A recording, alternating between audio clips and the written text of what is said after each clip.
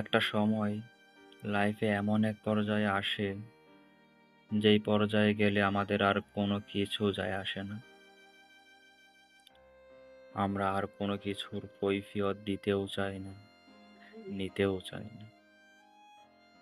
আমাদের বলতে ইচ্ছে করে না আমি কেমন আছি, জানতে ইচ্ছে হয় না কে কেমন আছে, হিসেব করতে ইচ্ছে হয় না কে কতটুকু প্রায়োরিটি দিল না দিল, কার প্রায়োর লিস্টে আমি আছি কি নাই, কার থেকে আমার কতটুকু পাওনা ছিল না ছিল। তখন না কারো উপর রাগ হয়, না আর কারো কিছুতে খুশি হই, আবার না কষ্ট পেলে আলাদা কোনো অনুভূতি আসে।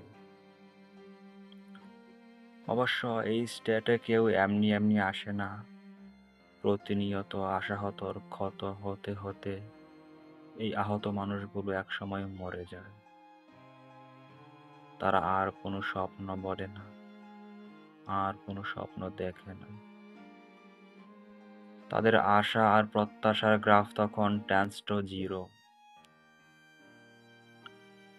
কবরের মৃত মানুষের সাথে এই মানুষগুলোর পার্থক্য এইটুকুই যে